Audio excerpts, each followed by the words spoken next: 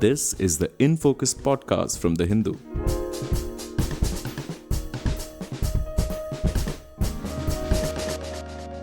Hello and welcome to this Hindu special broadcast on the results coming from the Sri Lankan elections. We've just seen that Anurag Kumara Dissanayake of the JVP has been elected as the 9th president of Sri Lanka, the executive president. He's been sworn in Colombo a short while ago. The results clearly are momentous. They mean a dramatic change from the politics of the past in Sri Lanka. And I have with me two very qualified people to discuss this. I have with me Meera Srinivasan, the Hindus correspondent in Colombo, who's been watching and reporting Sri Lankan affairs for at least 10 years for the Hindu. I have with me Nirupama Subramanian from Chennai, also a former correspondent of the Hindu and the Indian Express in Colombo, watches Sri Lankan and South Asian affairs slowly. And I myself, Amit, Baruah, have been a correspondent for the Hindu in Sri Lanka. So you have all the expertise of the Hindu that can be gathered in this show. So I do hope you're watching. And I'm going to go first straight to Meera. Meera, I saw your reports in the Hindu today. Quite a dramatic change in the country, the election of a JVP leader, once on the fringes of Sri Lankan politics, the JVP joining the mainstream.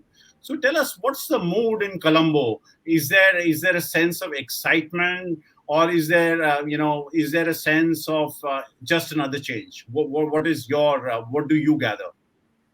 Thank you, Amit. I think, as you said, this was a very crucial election because this is the first time that voters had a chance to elect their leader after citizens ousted the last leader of this country, 2022.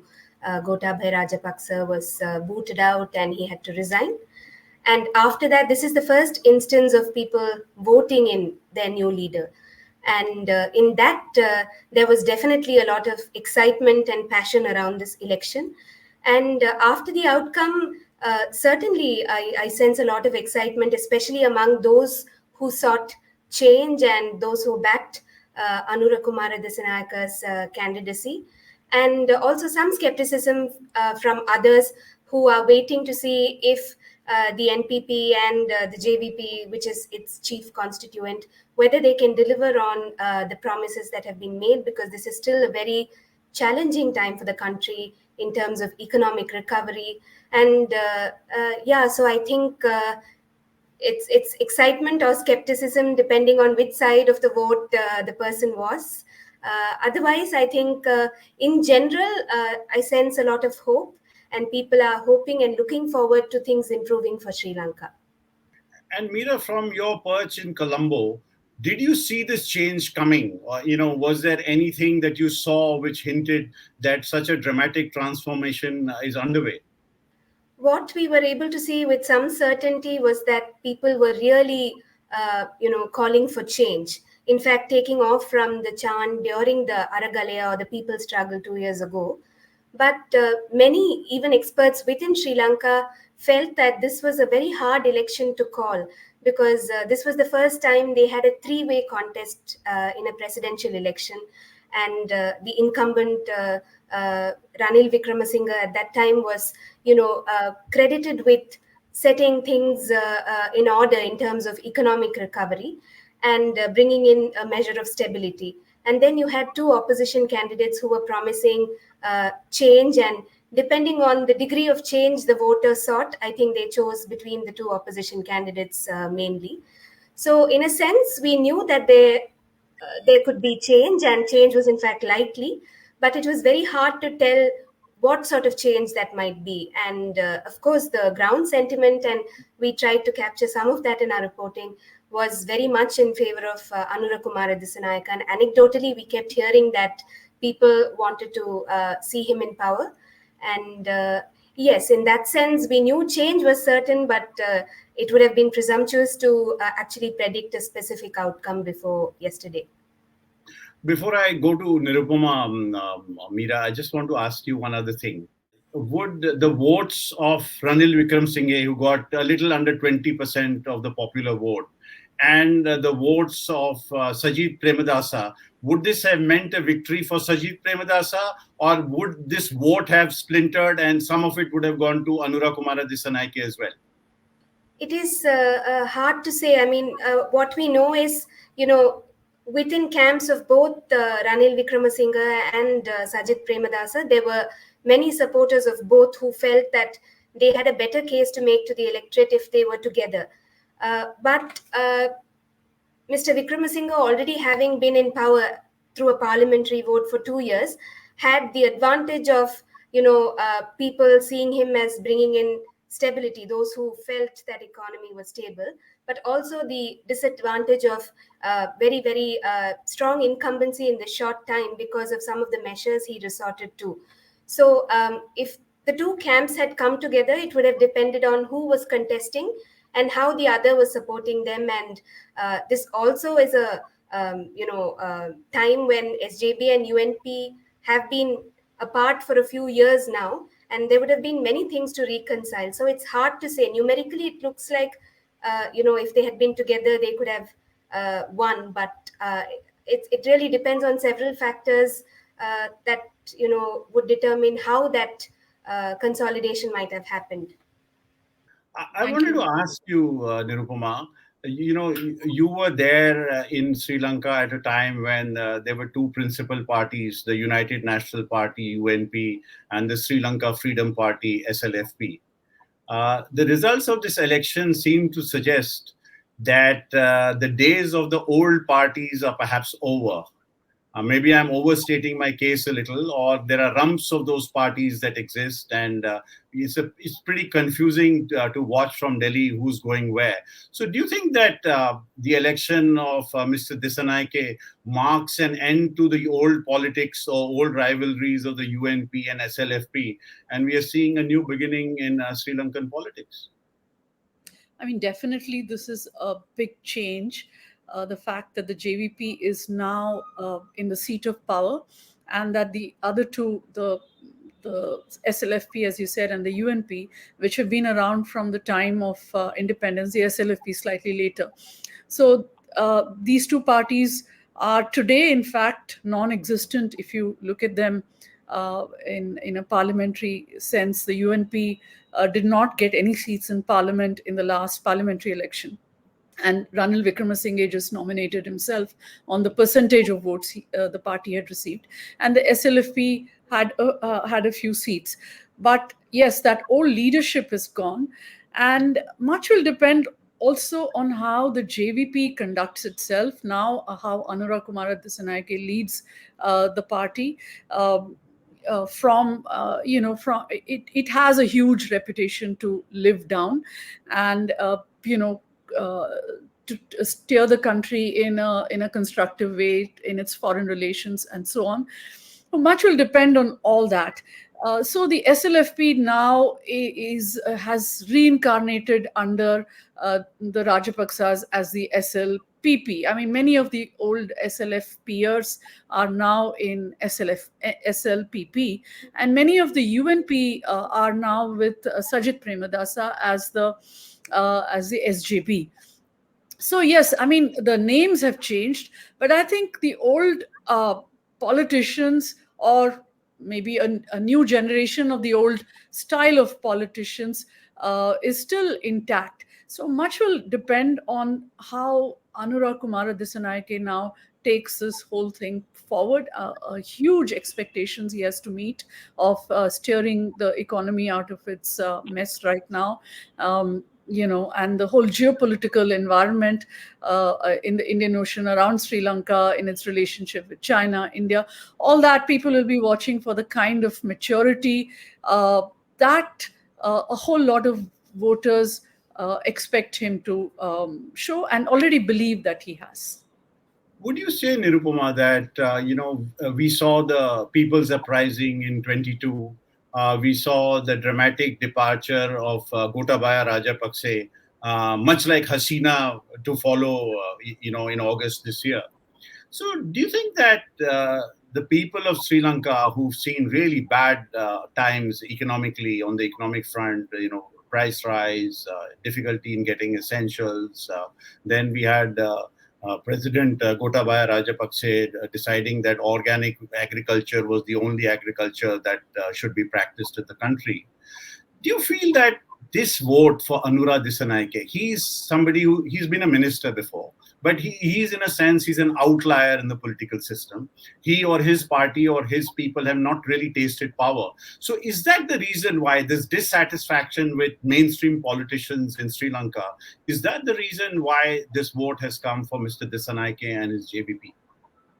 Definitely. I think there was an outpouring of angst at the time of the Aragalia at how badly mismanaged, how badly their existing politicians at that time, the existing leadership at that time had mismanaged the whole thing. Plus, don't forget that just prior to the presidency of Gotabaya Rajapaksa was this government of good governance that people had voted in 2015. Doing away with Mahinda Rajapaksa's 10 years of authoritarian governance. And, it was accused of so many things, nepotism, corruption, and so on. People were tired of Mahinda Rajapaksa at that stage. They had voted in Maithripala Sirisena, who was also from the SLFP, but he rose up as a dissident against Rajapaksa, and his prime minister was Ranil Wickremesinghe. But that government proved to be such a letdown for the people, and it led to the Easter bombings, and then it brought back the Rajapaksas again. So in the Aragalia of 2022, you saw that pent up emotions, against the anger against the old politicians, against the Colombo 3, Colombo 7, Colombo 5 politicians who had ruled the country for such a long time. And of course, what went in the JVP's favor was that it threw itself into the Aragalia. First, it was a bystander. Its offshoots were taking part. There was a students' front, and there was another front of trade unions, which had actually moved away from the JVP over the years. They were participants in the Aragalia. And the JVP then gradually started supporting the Aragalia. So it was, it went in the JVP's favor. It went in Anurag Kumara Dissanayake's favor. But let's also not forget that Anurag Kumara Dissanayake has been a very pragmatic politician over the last 20 years. He has, JVP had suffered two big splits, one in 2008 and one in 2010 or 11. And in both those splits, Anurag Kumara Dissanayake emerged as an anchor of the JVP, while more charismatic leaders left the party to be with the Rajapaksas, basically. At that time, the question was whether the JVP was losing its identity, had become too identified with the power elite that had been ruling Colombo for all those years, that it had become a bourgeois party. And the people who left the party at that time wanted to keep those alliances with the mainstream parties. And Anurag Kumara Dissanayake and the other leaders of the party at that time, of the JVP at that time, decided that no, they wanted to protect this their unique identity of being a pro-people, anti-establishment party. And so you come to the stage where Anurag Kumara Dissanayake then becomes a candidate of the NPP in the 2019 election. Has a miserable result, less than 3% or just over 3%, and then decides to throw in his hat in the ring again for this thing, and he's come up on top. So he's a very pragmatic kind of guy.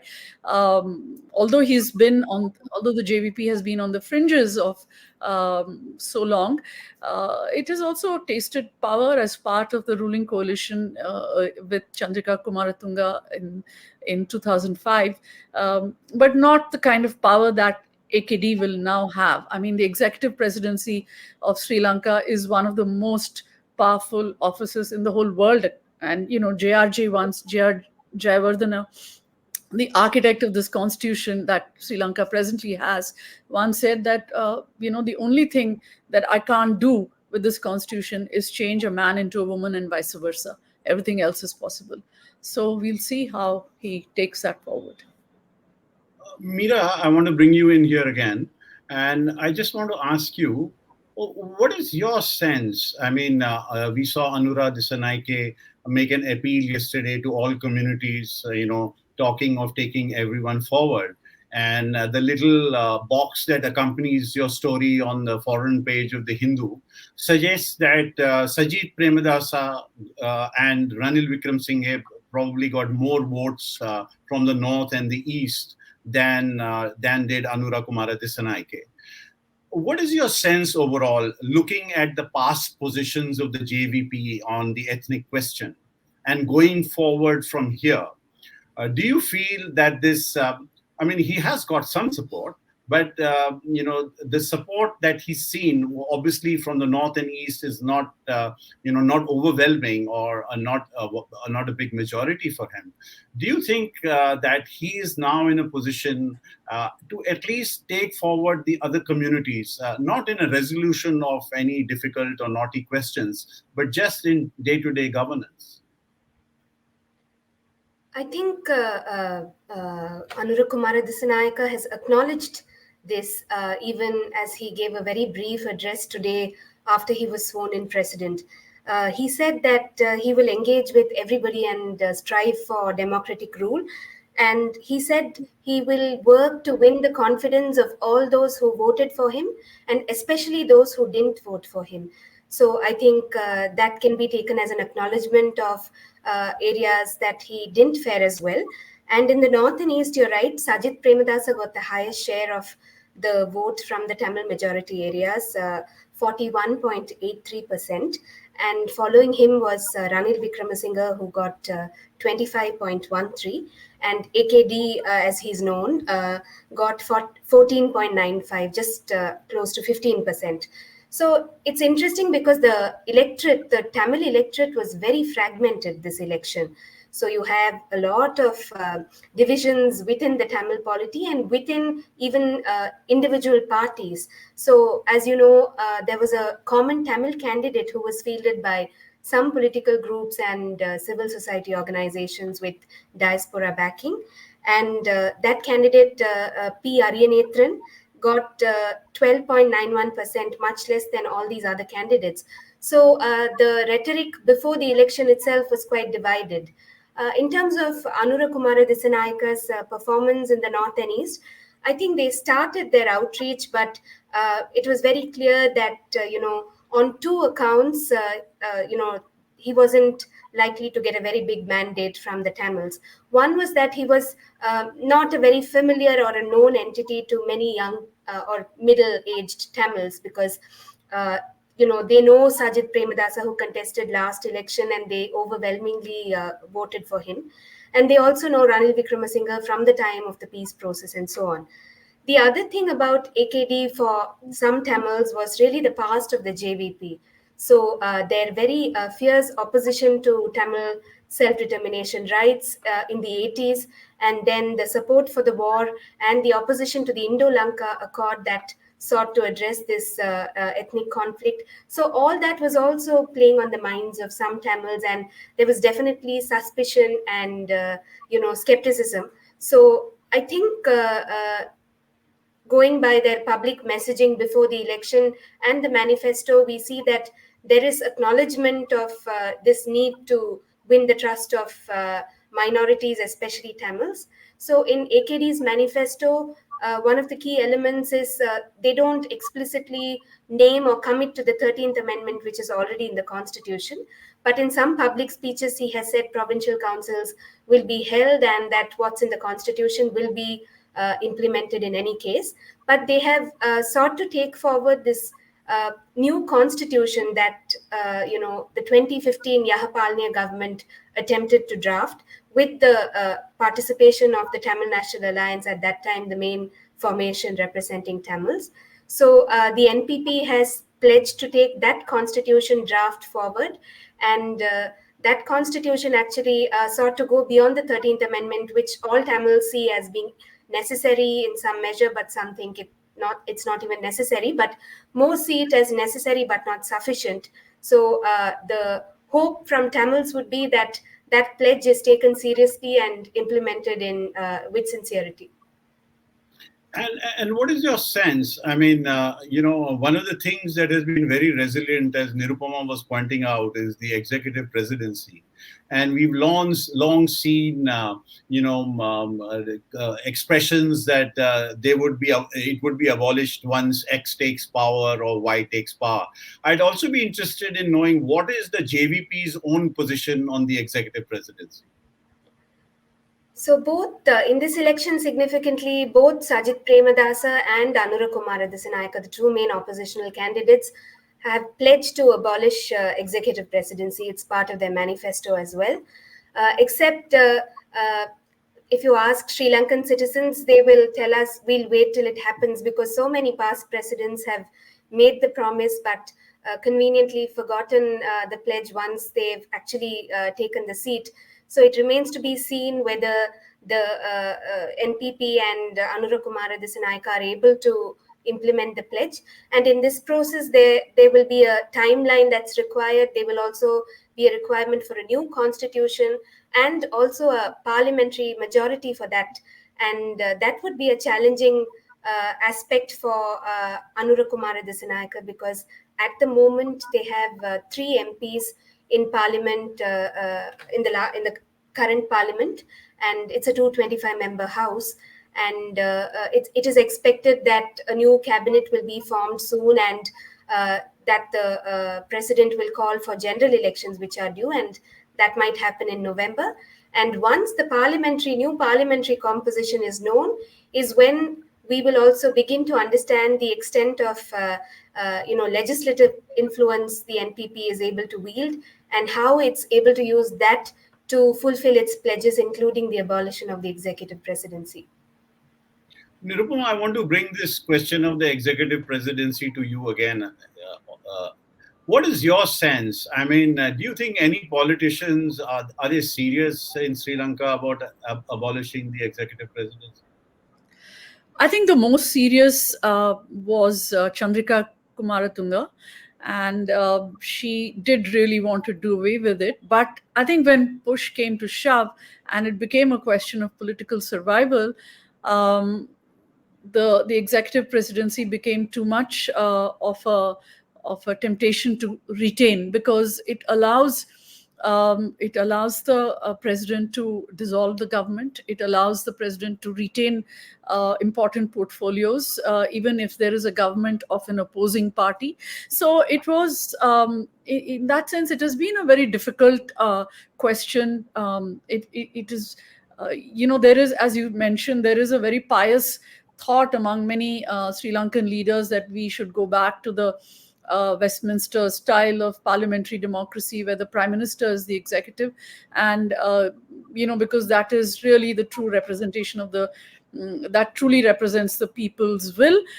But always, when somebody becomes a president, I think the powers that the presidency has are too many and too vast to let go of easily. So I don't think at this point, when Anurag Kumara Dissanayake needs a parliamentary majority, needs to do many things, immediately, because there's so many expectations of him.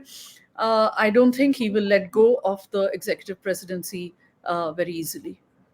I don't think it's politically possible for him to do that. Nirupama, the other thing I want to ask you is on the ethnic question.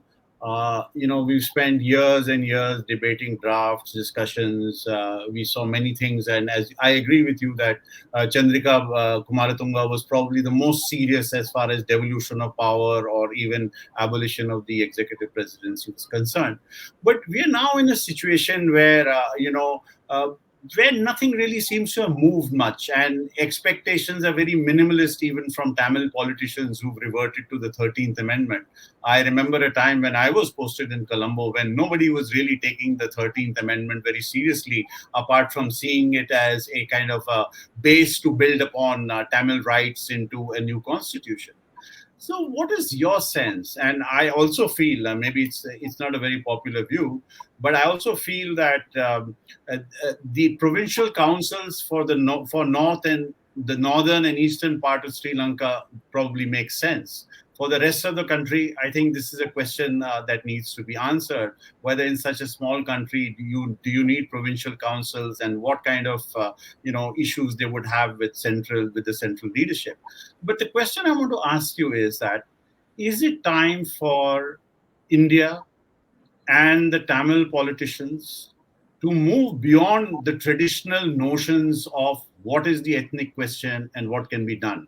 Because looking at it from a distance from Delhi, I would think that investment, jobs, development of the north and the east, equitable development of the north and the east, along with southern Sri Lanka, would possibly be something which would help the people much more today. I think, Amit, that perhaps it's too soon for people to accept that jobs and development will now be the main panacea for their aspirations. I think unless the question of Tamil political aspirations are resolved, and which means basically the powers to govern their own space, their own corner of Sri Lanka, which is which is predominantly the northern district, the northern region. I think this question will remain unresolved. And by governing, I don't mean sort of an independence or a separation, but just power to decide what they should do with their own resources. And I think one of the chief stumbling blocks in the implementation of the 13th Amendment was that Colombo never wanted to give the powers over land and, of course, the police powers to northern Sri Lanka, or at that time the northeastern Sri Lanka. So I think unless that question is resolved, it is not going to help very much to say, okay, here are jobs and here's development. Because as we know, in Kashmir also there has been the attempt to substitute jobs and development as a resolution of problems. But there are political aspirations today in Kashmir, and you're seeing them in full play in the elections. And so in Sri Lanka also there are these aspirations, and I think as long as that continues to fester without being addressed, it will have some kind of ripple effect in India, in Tamil Nadu. I'm not saying it's a big issue in Tamil Nadu right now. It is not. In fact, the issue of the fishermen on their competition for scarce resources on the two sides, that is the bigger issue. But as long as it continues to fester, someone or the other in Tamil Nadu is going to make that an issue, and that in turn will affect the larger Indian polity. So I would say that it is not time for us to move on. I think India does well by pointing out that there is a 13th Amendment, and when people say we need to go beyond the 13th Amendment, I would take the view. I mean, I'm looking at it as from India, so maybe I'm not putting myself in Sri Lankan Tamil shoes enough, but I would say that this is the only provision that has found its way into the Constitution. It is a constitutional provision. It exists, and if that were to be implemented fully for a few years, and if Sri Lankans across the country got a chance to see how that works, then it would be fair to say, okay, let's now move on, and let us reframe the ethnic question in a different way. As of now, I also said that I just wanted to address that the rest of the country will happily go back to being a central a unitary government. I don't think so, because if you look at many of the JVP people right now, They opposed the provincial council system when it was brought in 1987, but they benefited a lot from it by being part of this provincial council system. It has brought up a lot of grassroots politicians. It has actually led to this all change that you see right now, because earlier it used to be said that Colombo was ruled by Colombo 7 and Colombo 3. These are the postal districts where all the posh and elite people live. But now you can, if you look at the kind of setup that you have, even in the SLPP, even in the SJP, Sajid's SJB, they are from all over the country and across these regions. They are politicians who have come up through the provincial council system. So I think it's done it's been quite advantageous for a lot of parties, for a lot of politicians, and I doubt they will give it up in a hurry. So we will watch what happens on that front. But Meera, I just wanted to, ask you, what can we expect on the foreign policy front from Anurag Kumara Dissanayake, specifically with regard to India and China? Because these two binaries are what seem to be defining many people's thought processes in Delhi. So what do you think? I saw that the Indian High Commissioner called on him last evening. And I'd really be interested in knowing what you think is going to happen in the weeks and months ahead.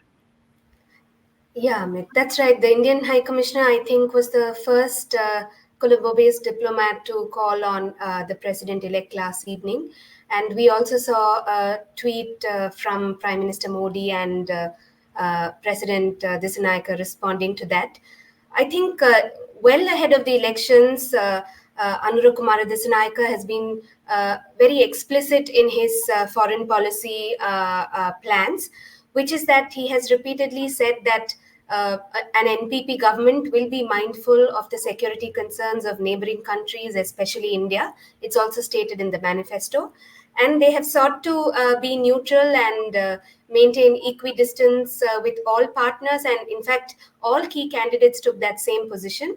And Anurag Kumara Dissanayake, because of the JVP's anti-India past, there was a lot of concern about how they might actually, take a position on foreign policy. But he has said that the reality is India is Sri Lanka's closest neighbor. And interestingly, when he was asked about the geopolitical concern, he said that Sri Lanka doesn't have geopolitical concerns. India and China do. So we don't have to get into that game. Instead, we will engage with both partners in the best interest of Sri Lanka. And he has said he will definitely welcome Indian investment. He made that speech in Trincomalee recently. He said Indian investments, including from the private sector. However, he has made a remark that projects like the Adani Power Project, which is ongoing in Mannar and Punerin in the northern province, and which is also being contested at the Supreme Court at the moment. He has said that projects like that, which didn't come through a tendering process, would be scrutinized. And in one speech, I think he has said that he will cancel such a project, but we are yet to see what specific policy decisions will be made. But in general, it has been conciliatory, and the visit to India was also seen as very significant. He was, he met the foreign minister at that time, and also the national security advisor. And when NSA Doval was in Colombo more recently, he again met all candidates, including Anurag Kumara Dissanayake. And I think the messaging has been clear in stating that the NPP wishes to engage with India closely, given the proximity and the significance of a partnership in trade, economic assistance, development cooperation, and so on. So we have to see how this pans out in terms of specific policy decisions. And what's your sense? I mean, the tag Marxist is used with the JVP. And we do know that that term can mean many things in many situations, especially, in today's world. So what is your sense? Say on the Israel-Palestine question, where would the JVP stand?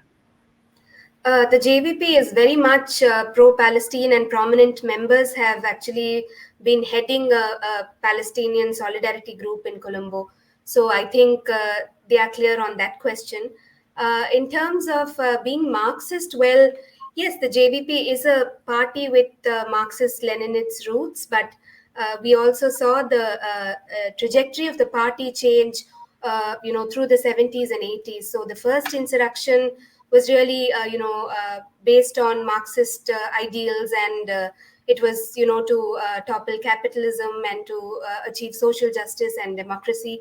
And by the time the second insurrection happens, the JVP is a far more Sinhala nationalist, chauvinistic party, and critics, including those within the Sri Lankan left, saw the party abandoning its Marxist values of the past.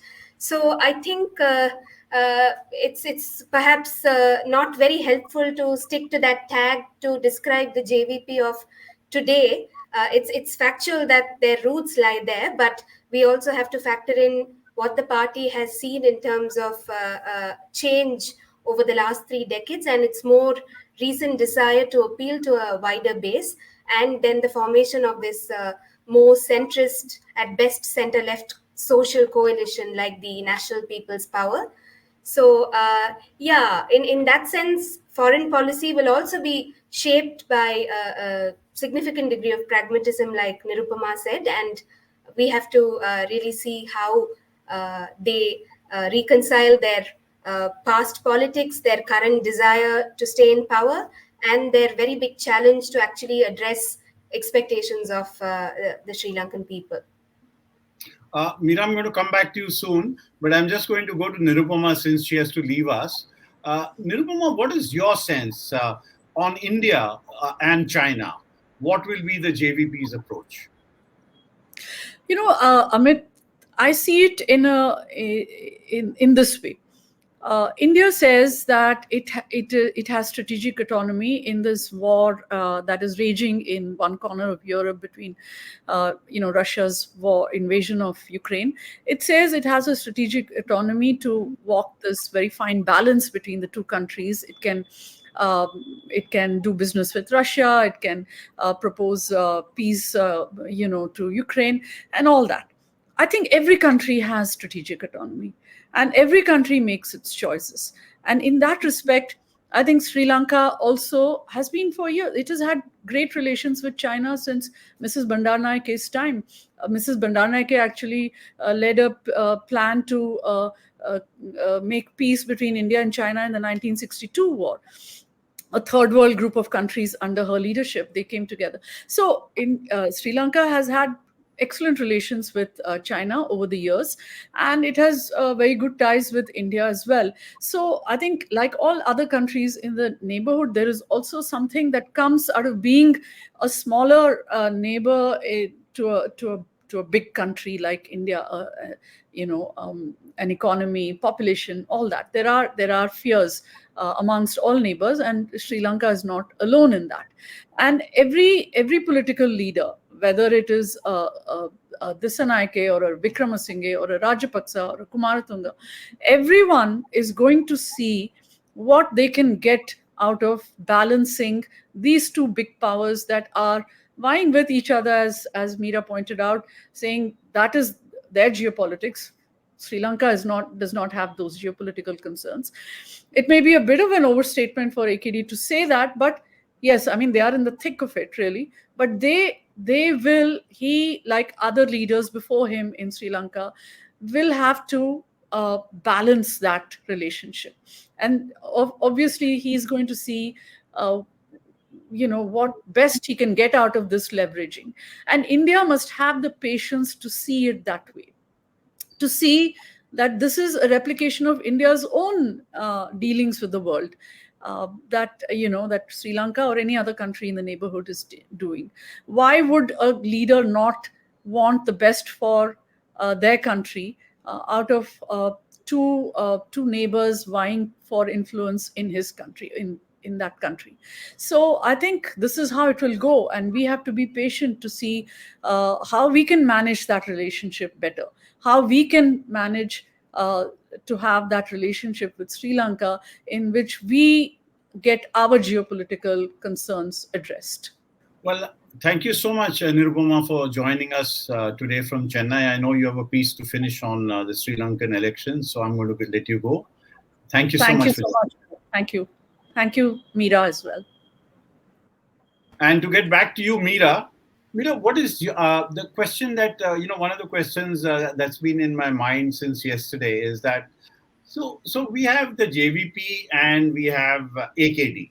So do you think that AKD's personality or views are going to be more important than the JVP's own positions, or he's part and parcel of a political culture where collective decision making, there's great store laid by collective decision making. Right. So, Anurag Kumara Dissanayake has been the leader of JVP for 10 years now, 2014 onwards.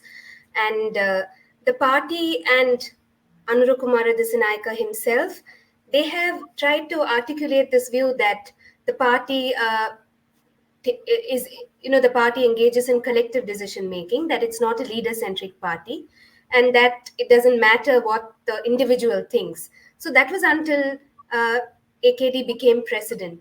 Now that he wields this enormous power, we have to see how decision making is done, especially when the party also is going into a phase of elections, and where they will need a parliamentary majority. I think the more interesting question also to look at would be the sort of what NPP has sought to project itself as in public as this more broad-based, centrist, center-left force, and then the traditional JVP base, which might have expectations from its party based on its past trajectory. So that is the, I think, relationship that many are curious to, see how that plays out, because this relationship between NPP within NPP and JVP is what I think is going to determine many future policies. But I think for practical purposes, JVP is the core political force, the core political constituent of this coalition. And we should expect that the party has a lot of say in how things go ahead. And within the party so far, they have maintained and also in good measure demonstrated that it's not a very leader-centric approach to decision making. And what is your sense? A lot of things are about perception and tags, which may or may not be true. What is your sense as to how, say, the business community and international companies, how would they perceive this kind of a government? I think the NPP has, over the last few years, and especially in the run-up to this election, gone out of its way to quote the private sector, business community, and even their messaging, their manifesto is very, very welcoming of private investment. They want to work with the private sector, the business community. So I think despite past perceptions, although the business community itself or the business elite may still feel skeptical to engage, I think the NPP has definitely started a conversation with them, and many have gravitated to that side. And we saw a business forum where leading Colombo business personalities were present, and even at the swearing-in ceremony today, we saw some notable business people present. So I think the NPP has given a very clear message to the private sector and the business community that they actually want to do business with them. And before I leave you, Meera, today, I'm sure you have lots of things to do on a busy day. What is your sense of what kind of opposition can we expect? From Sajid Premadasa, what's Ranil Wickremesinghe's future? Do you see any new opposition forces on the horizon? And, what will the Tamil parties do? I know it's a bit of a broad-based question, but I thought that we could look at all these elements in that question. Sure. I think Sajid Premadasa is still the leader of opposition, and his party has over 50 MPs. And we should see whether there is some sort of reconfiguration before the parliamentary elections, something linked to what you asked earlier. If the camps, the UNP and the SJB can in fact come together, we should wait to see if that happens before the general election. But in terms of immediate opposition, Mr. Premadasa had a very conciliatory and thoughtful message on social media platform X yesterday after the election outcome was clear. And he has, said he will support the new government in its endeavor to fix the economy and work with them constructively. So I think there is that, in fact, this election and the period after the outcome, it has been very, very conciliatory. The optics between the two main opposition candidates at the Election Commission's announcement center yesterday, it's all been seen as positive signs of different political actors, responsible, thoughtful political actors wanting to actually contribute and engage. But all this will be true only until the race for the parliament begins, and then we'll see how each of these forces position themselves. In terms of Ranil Wickremesinghe, most commentators here think his political career might be over, but I wouldn't say anything like that, because that was what was said even before he was made president in extraordinary circumstances. So I do not want to say that, but for now, definitely this show has meant that the vast majority of Sri Lankans did not find his rule over the last 2 years addressing their economic concerns, although some may acknowledge there was an element of stability that returned. In terms of other actors, I think one force to watch would be the Rajapaksas. Now, this election, Namal Rajapaksa was fielded by the SLPP, the party of the Rajapaksas, and definitely not to win, but to consolidate what remains of the party, especially after some members decided to back Ranil Wickremesinghe.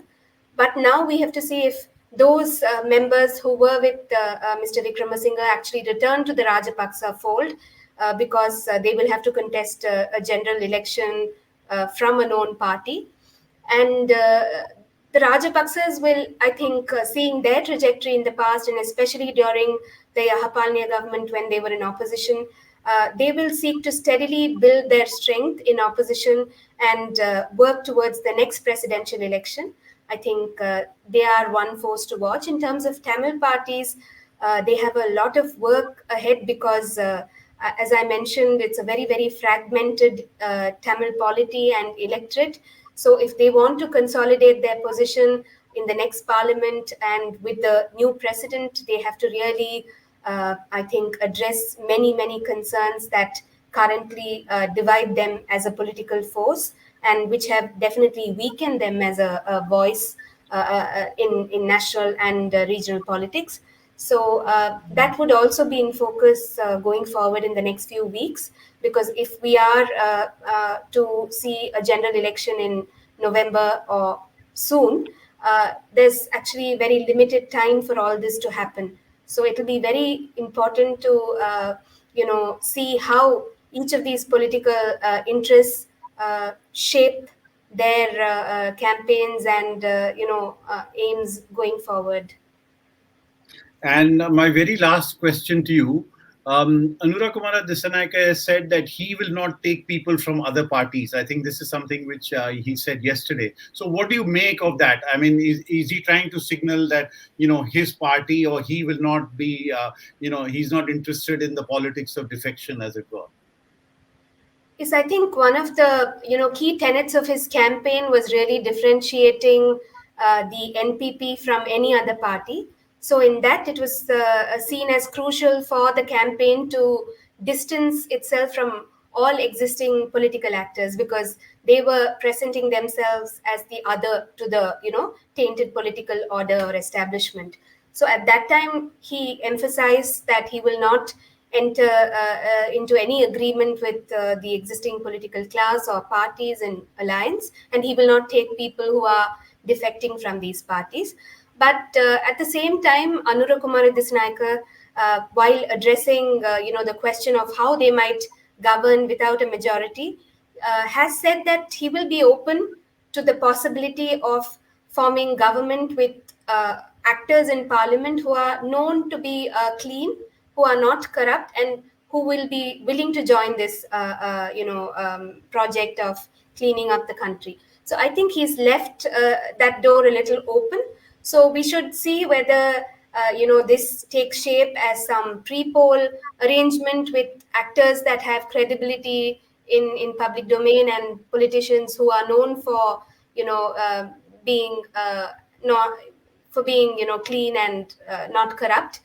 We have to see whether they consider that kind of arrangement before the election or even after the election, when they possibly need more MPs to form government, whether they will look at post-poll coalitions and alliances. So I think they have kept that door a little open, but conditionally, saying that it will only be with politicians who are not corrupt, because anti-corruption was one of their main campaign messages. So that's what they've said. So we'll leave it here for today, Meera. We look forward to reading your reports about what else happens in the days and weeks ahead. Exciting and important times for Sri Lanka as it enters a new phase in its history. Who would have thought that the JVP would one day, one of its leaders would have become would become the executive president of the country. Thank you so much, Meera, for joining us from Colombo today. Thank you, Amit. In Focus will be back soon with analysis of the biggest news issues. In the meantime, you can find our podcast on Spotify, Apple Podcasts, Stitcher, and other platforms. Just search for In Focus by The Hindu. We'll see you soon.